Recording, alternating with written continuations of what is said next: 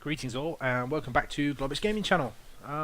Continuing the theme of what do we get for our money when we buy premium tanks, I've been sent in this replay by Brilliant Disguise, and it's in his SU100-Y, commonly known as a Boxtank, because basically it's a big ass box on tracks. Well, basically the idea of me showing you these is so that you can have a basic idea of what premium tanks can perform in game. Now, this tank will set you back 3,250 gold. It's got 700 hit points. It weighs a fair bit, weighing in at 64 tons. Alright, but the thing about the Boxtank, it's got quite a unique cannon. It's got a 130mm cannon, and it's got 196 penetration and an average of 440 damage. Now, that gun is technically, tier for tier, more powerful than KV1S's gun. It's not the most accurate weapon in the game. It is Russian after all. And what Brilliant Disguise is going to do here, as you can see, we're on Tundra, and we're in a 67% chance to win. 67% chance to win. Now, in this replay, his team basically decide that, you know what, we don't want to win, we're just going to throw away this battle, and basically snatch defeat from the jaws of victory. So, statistically, they should be winning this quite easily. And Brilliant Disguise has taken up a position here to cover that approach, but he's realised that the mediums are going to push beyond that, so therefore he needs to reposition himself. So for 3,250 gold, for me it's not a bad tank destroyer.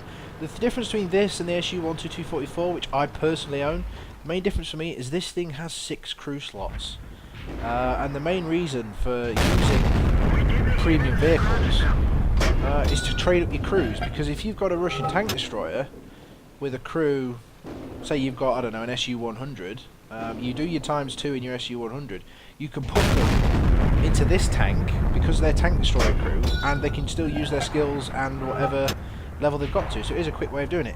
Now later on up the line, the SU100-Y only has 4 crew slots, but later on up the line, some of the Russian tank destroyers have 5 crew members, and sometimes 6. You know, this tank allows you to train all of them in one go. So it is useful for that purpose, but I just prefer my SU100-Y. And he made absolute mincemeat of that Churchill 7 there. Very heavily armoured tank from the front, but this thing's got, well, for want of a better argument, 200mm of penetration on average, so therefore, you know, not a problem at all to get through the front of a Churchill 7. Team's losing 3-4. Now it's been brought back to 4-4, but the way they're positioned and dispersed, the enemy have a lot more heavy tanks than us. So therefore they're going to be able to stand a lot more punishment than the mediums. Unfortunately, I think the mediums' lack of durability is a factor to the reason why this game is now so much in the balance. So he's been spotted, he's got 6 tents, but thankfully there's no one around that can actually shoot at him. I mean, getting shot at in this tank, it's a tank destroyer, it's not that heavily armoured. Oh, see, we take a hit there. Unfortunately, missile shot from the T-50, she decides he needs to get to cover. This tank has 60mm of armour all the way around, and at tier 6, that's basically just enough armour to keep the crew inside the vehicle. It's not a lot of armour at all. Baby light tanks can penetrate this vehicle, and also all the surfaces are very, very flat as well. So if people are shooting gold APCR or, God forbid, high explosive anti-tank at you, the 60mm just is not gonna cut it. I mean, if you've got a high caliber weapon, like I don't know, a KV1's dirt gun, you know, the actual high explosive rounds will go through 60mm in most cases and just absolutely wreck this vehicle.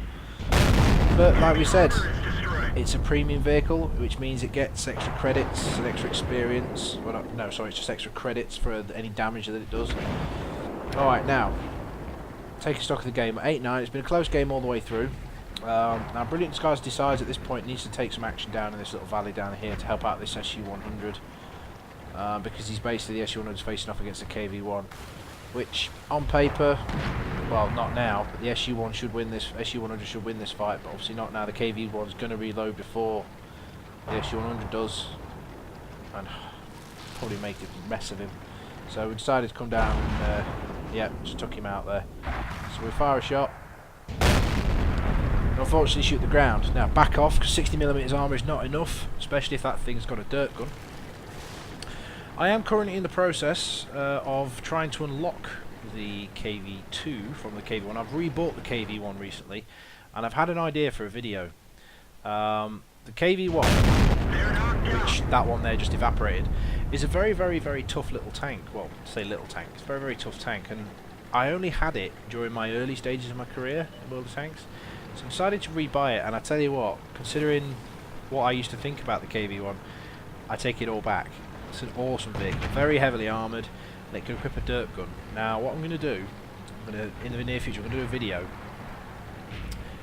basically chronologuing the adventures of me in my KV1 all the way to KV2, because I've just been absolutely amazed by some other YouTubers' videos on the KV2. I've had a couple of games in the KV2 with 152mm dirt gun, and, well, safe to say, it's brilliant, and that was just an execution there on that KV1. It's been an absolute pleasure to grind the KV1 up to the KV2. I'm going to elite my KV1, I'm going to keep it. It's going to be my go-to vehicle for when I just really just need to go and just no-brain attack something. Because if you've got a basic ability of side scraping and angling and all that kind of stuff, a KV1 at tier 5 is a powerful vehicle. Anyway, back to the game. Being a tank destroyer, we're down to the latter stage of the game now. Our team's in a pretty bad way. We've got 2 mediums up against 2 heavies. And it seems that the enemy are at this point actually winning. They've just absolutely executed that T-34-85. So time to put some fire down on these boys from the cliff. An absolutely glorious engine shot there, which he just one-shotted that KV1. Now tier 5, you know, you can be forgiven. You might not feel the need to take a fire extinguisher, but you really do sometimes. You know, that KV1 would have survived that if he'd have had the fire extinguisher. You know, I don't know. Do you take one? I don't know. I always do. Just a matter of course. When they're cheap, I buy a shitload of them. You know, I've got like 200 fire extinguishers in my depot, ready to put on tanks. You very rarely use them, but in that instance there, they could have used that extra KV1. So now he's alone against 2 other tanks, heavy, which is T150, and a VK 3001P. Now the 3001P was last spotted in Delta 6, so Brilliant Sky's got to make a choice here. Does he go down to the cap where the T150 was? But the T150 has actually started to cap, so therefore that kind of... is it a wrong choice this late stage? I don't know. But Brilliant Skies knows at least where he is now, or at least where one of them is. So therefore, in their defence, they're probably trying to draw him out, but do you really want to draw out a tank with a 130mm gun? You know, the view range on this thing isn't fantastic. I don't know. Tomato, tomato, I think. Anyway, there's 2 of them. He knows where one of them is, and I don't know why, but he gets into the cap circle. This doesn't stop the cap. I don't understand why this is. I mean, I'm sure from my previous games, if you can sit in the cap circle, the cap should pause, but in this case it didn't. Oh, and there's 3001P. That was a mistake. He gets himself ammo rack for his troubles. Now, the 150 should have been a bit more aggressive in his movement here. Look at that. That's how you play World of Tanks. As soon as he came around that corner, he jinked out. The tracks took the shot, allows him to go around the corner. Back a good solid 450, above average damage roll. And basically it's just a case of who reloads first. Now the 152's reload time, the SU100-Y's reload time is a reasonable amount, but in this case, you know, it wasn't a problem. Managed to dispatch that T150. Right, let's have a bit look at some post-game stats then, see how much that netted Brilliant Disguise. Right then, that was his Mastery Badge game. I'm always keen to display Mastery Badge games no matter what tank they're in, because I do believe that it is an achievement worthy of being shared. Got himself a Bradley Walters medal, Top Gun, and a Defender medal for stopping the cap on that T150.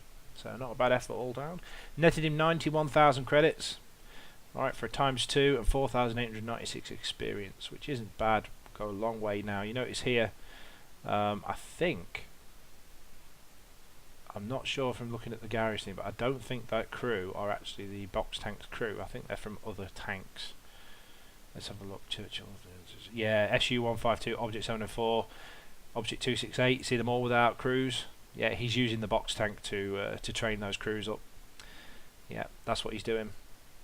Yeah. Okay, so 1,632 base experience, did 3,754 damage. That was a monstrous game. Monstrous game. I don't know what the hell the rest of his team were doing. I really don't. Absolute crazy amount of damage. 8 kills. Awesome. So how much profit did he make? Let's have a look. 71,000 credits profit from one game. That's some good going. Not a bad effort. Not a bad effort at all. So I hope you enjoyed that, guys. That's the Russian Tier 6 Premium Tank Destroyer, the SU100-Y, also known as the Boxtank. Alright. Take care of yourselves, guys, and I shall see you on the flip side. Bye now.